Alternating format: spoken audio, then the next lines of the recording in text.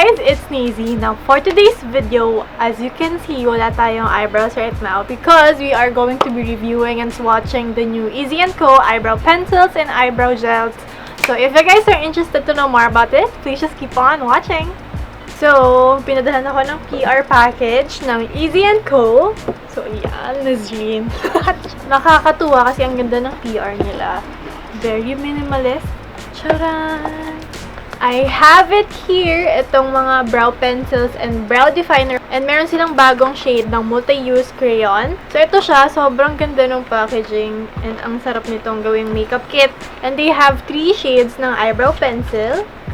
So, ito yung eyebrow pencil nila. Sobrang cute ng packaging. Same packaging lang siya nung mga una nilang ni-release na lippies. Meron lang siyang 3 shades, which is si Ash Brown, si Brown, and si Ash. May extra lang ditong isang Ash.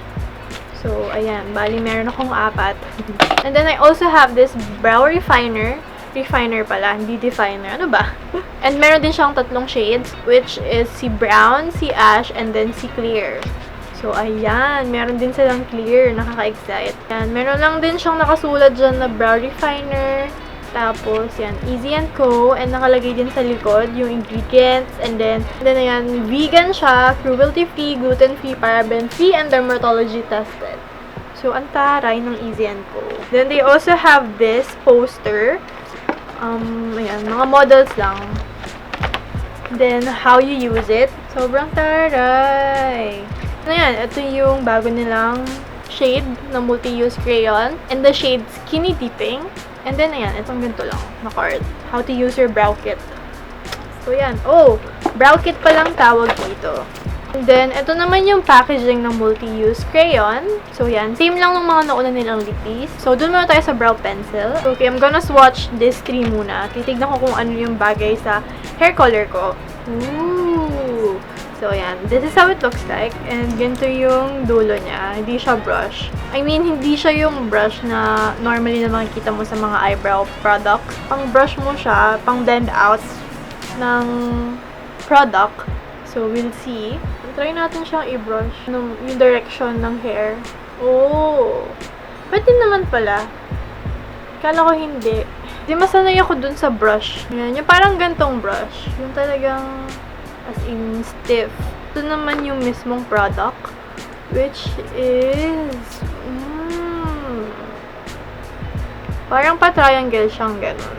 Iba yung shape niya. Hindi siya yung mga katulad ng mga microbrow na sobrang nipis. Ito naman medyo mataba siya ng onte. And then meron siyang shape na pa-triangle. So, 0.35 grams siya. And ganito siya karami. So, ayan. Ayan na yun. And then, yung price nito is 299 pesos each. Now, let's swatch. And tingnan natin kung paano yung formula niya. So, this is in the shade Ash Brown. So, yan. Ayan si Ash Brown. So, medyo may pagka-lighter siya. Parang light brown, gano'n. Oh, creamy siya. Creamy. Hindi siya mahirap gamitin. So, very pigmented siya. And a little goes a long way. Parang gano'n. Medyo pigmented siya. Fairness, maganda siya. And malambot. So, ito naman yung color brown. And then, lastly, si Ash. Ito naman yung parang black nila. Sobrang creamy. As in, sobrang creamy. And, ang pigmented niya. And, sobrang pigmented. I like.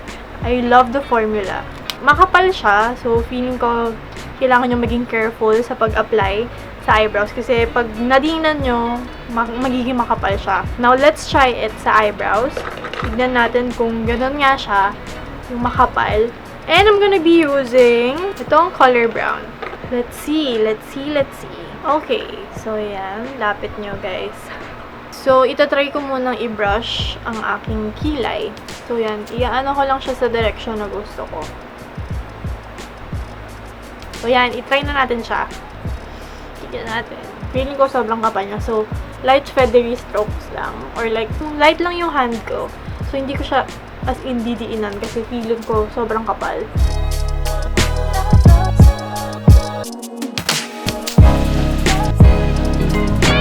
Kapag feel nyo nasobrahan mo, i-brush natin. Gamitin natin tong brush.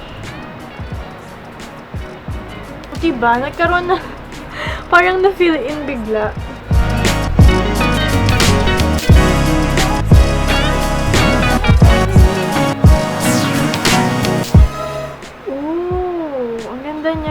siyang powder, yung finish niya.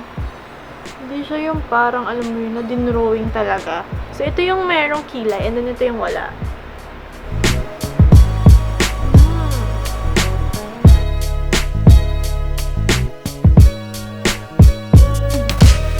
Wow, sobrang dali niyang gamitin. No joke. Ooh, let's try naman this one.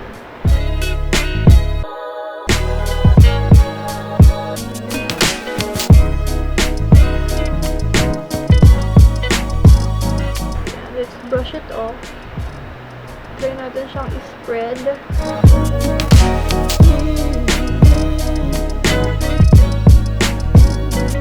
Ang ganda ng kilay ko. Gusto ko siya. No joke. Hindi po ako bayad.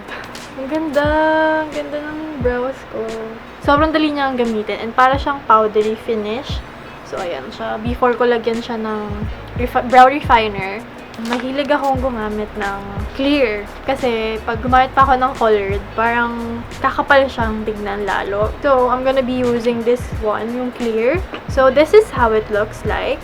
Ito yung brow gel mismo. And then, ito naman is yung castor oil. And ito siya. Clear lang siya. And ang cute! I like yung brush. Kasi sobrang liit lang niya. So, ito, feeling ko mas may control ako kasi maliit lang siya. I-upward motion ko lang siya para mukhang feathery look. Kasi yun yung mahilig ako sa ganong look. Yung brows na bushy brows.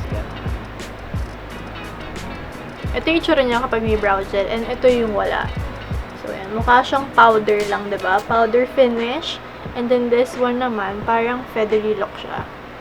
And then, ito naman yung wala. Yan. Kung gusto mo lang ng very structured. Yun yung parang siyang gel na nilalagay sa buhok. Yun, di ba pag natutuyo, ang kintab, parang ganun siya dito, sa hair ko sa eyebrows.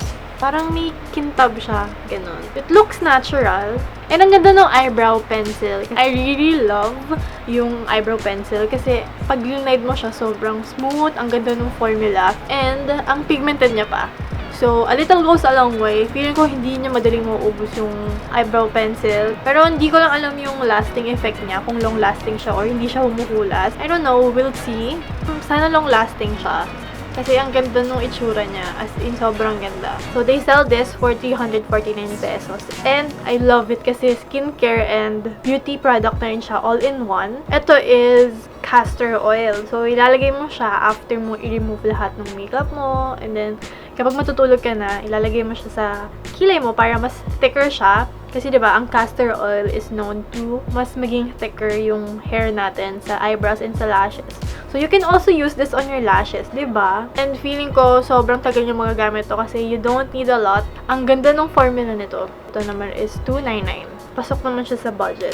And I highly recommend it. So, ayan. And then lastly, let's try this one out. Itong Multiuse Crayon in the shade Skinny Dipping. So, tingnan natin kung magandang shade to.